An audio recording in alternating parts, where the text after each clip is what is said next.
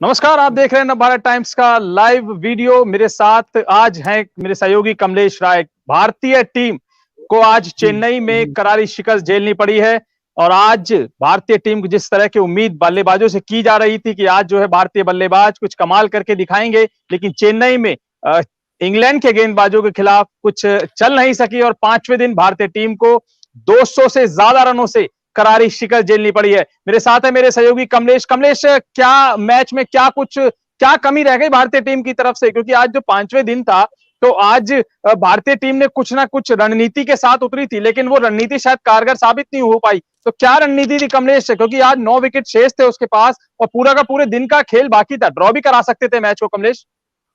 और देखिए तरुण, यहाँ पर अगर बात करें भारतीय बल्लेबाजों की तो जो बल्लेबाज रहे बुरी तरह फ्लॉप रहे। अगर खासकर हम बात करें कप्तान की तो कप्तान ने हालांकि यहाँ पर 72 रन की पारी जरूर खेली, लेकिन एक टीम इंडिया को कहा जाए तो शुरुआत जो नहीं मिली अच्छी है। रोहित शर्मा जो है जल्दी लौट गए थे। उसके बाद आज जो पांचवें दिन, जैसे आप बात कर रहे हैं कि पांचवें दिन जो एक मतलब पूरा दिन भारतीय टीम के पास पड़ा हुआ था, बावजूद उसके जो है टीम इंडिया के बल्लेबाज जो है वो ज्यादा देर क्रीज पर नहीं टिक सके। क्योंकि अगर देखें तरुण, यहाँ हम बात करें सुबह का जो सत्र था वो काफी अहम था टीम इंडिया के लिए, क्योंकि मानते हैं आप भी कि 2 घंटा जो सुबह का होता है उसमें नमी और उससे जो पिच जो रहती है उसमें थोड़ा सा जो तेज गेंदबाज होते हैं उनको काफी मदद मिलती है। और यहाँ पर एंडरसन ने ठीक वैसा ही किया। एंडरसन शुरू में आए और उन्होंने लगातार कहा जाए कि 2 गेंद मतलब अंतराल में 2 गेंद के अंतराल में पहले तो गिल को उन्होंने क्लीन बोल्ड किया, जो ऑफ स्टंप उखाड़ कर ले गई। उनकी जो उनका रिवर्स स्विंग था वो देखने में काफी धारदार यहाँ पे देखा गया। उसके बाद अगर देखें रहाणे को भी उन्होंने उसी तरह से आउट किया। तो कुल मिलाकर देखें तो जो एंडरसन रहे उन्होंने ये गिल को और अजिंक्य रहाणे को आउट कर भारत को तगड़ा झटका दिया। उससे पहले अगर बात करें जैक लीच की तो जैक लीच ने सुबह का आज ओवर डाला और जैक लीच ने जो है वो चेतेश्वर पुजारा को आउट कर कहा जाए तो टीम इंडिया को जो नई दीवार थी उसको उन्होंने पहले ढहा दिया और उसके बाद जो है पारी जो है भारतीय टीम की लड़खड़ा गई। और कुल मिलाकर देखें यहाँ पर तो कोहली एक छोर पर जरूर डटे रहे, लेकिन भारतीय जो अन्य बल्लेबाज रहे जो तो उनको दूसरे छोर से कोहली का साथ नहीं मिला और इस तरह जो है टीम इंडिया जो है चेन्नई टेस्ट में टीम इंडिया को बुरी तरह से हार का सामना करना पड़ा है।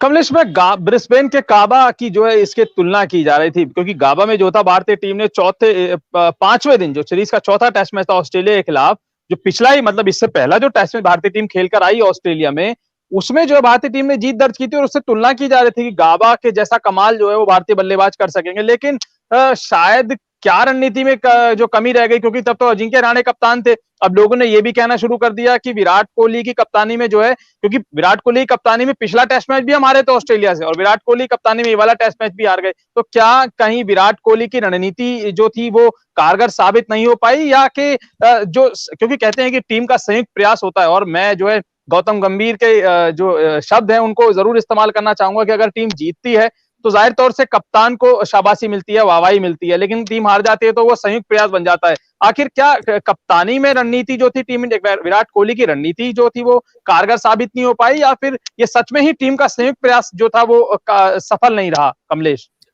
और देखिए, जहां तक बात करें तरुण यहाँ पर कप्तानी की तो जरूर कप्तानी पे तो सवाल उठने लाजमी है, क्योंकि अजिंक्य रहाणे की कप्तानी की बात आप कर रहे हैं तो पिछले महीने की बात करें तो ऑस्ट्रेलिया दौरे पर रहाणे जिस तरीके से कप्तानी की थी और टीम इंडिया को गाबा में टेस्ट जीत दिलाई थी वो शानदार थी। लेकिन यहाँ पर भी अगर हम बात करें कप्तानी की तो खासकर आज की अगर बात करें तो यहाँ पर जो है वो जो है नासिर हुसैन है, उन्होंने भी कप्तानी की जो है कोहली की कप्तानी पर सवाल उठाए हैं।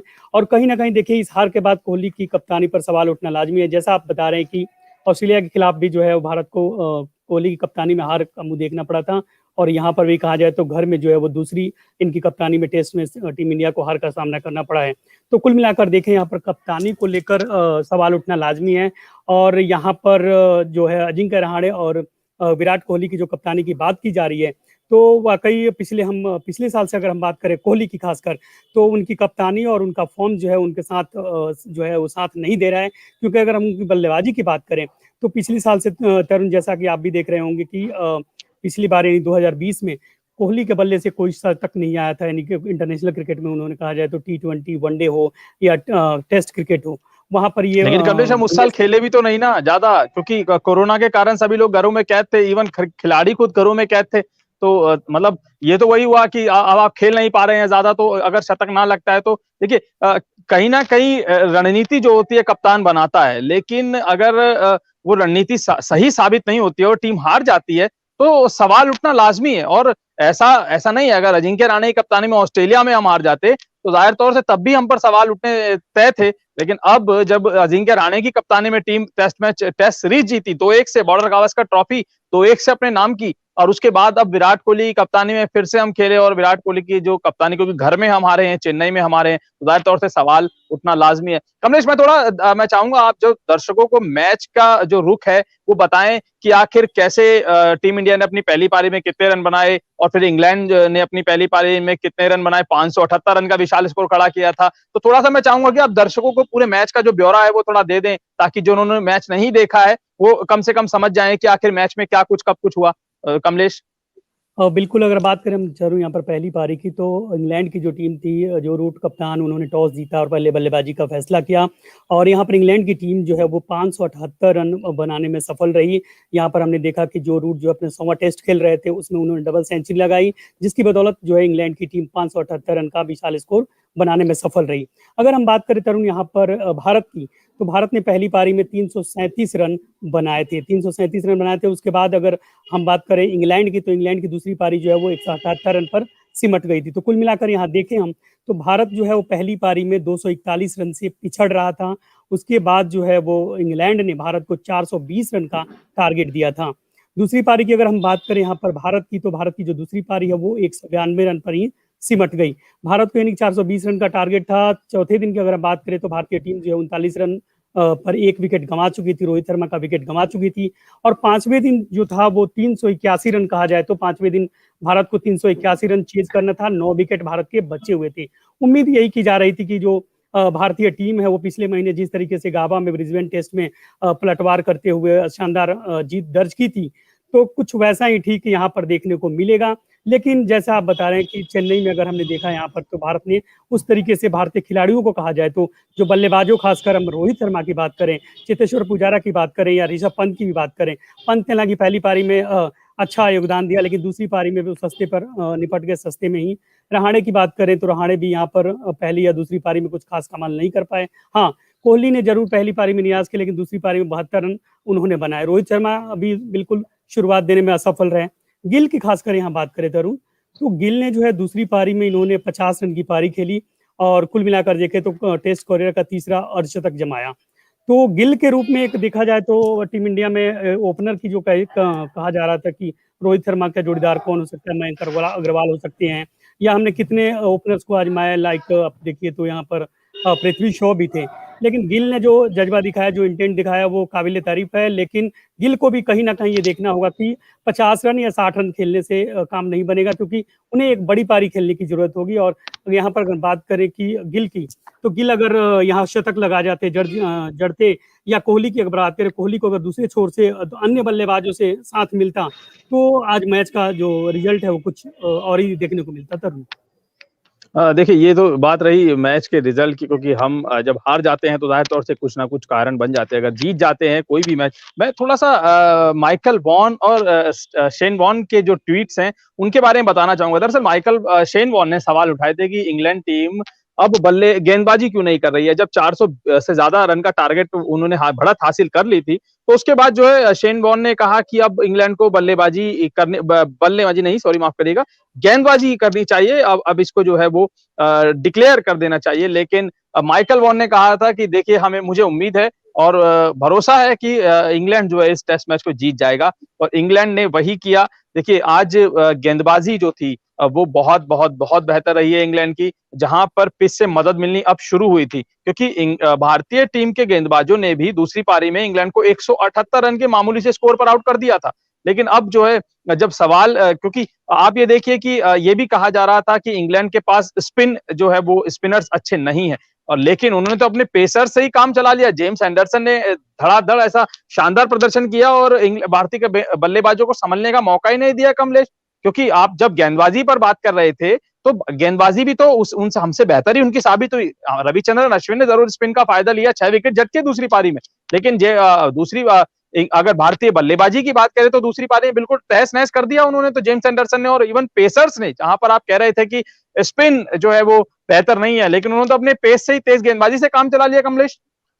वाकई है तरुण, अगर बात करें पेसर्स की, जैसा आप बता रहे हैं, तो इंग्लैंड के जो पेसर्स लाइक जेम्स एंडरसन जो खास करते हैं, उन्होंने जैसे मैंने बताया आपको कि सुबह के सत्र में जो है काफी अच्छी गेंदबाजी की। उसके बाद जैक लीच की बात करें, जैक लीच ने भी 4 विकेट, यानी कि दूसरी पारी में उन्होंने झटके तरुण यहाँ पर। और कुल मिलाकर देखा जाए तो यहाँ पर स्पिनर्स और पेसर्स की बात करें तो भारतीय गेंदबाजों से कहीं ना कहीं जो इंग्लिश गेंदबाज रहे वो बीच साबित हुए। और कहा जाए मेजबान होने के नाते जो भारतीय गेंदबाज है वो पिच को पढ़ने में कहीं ना कहीं गलती की।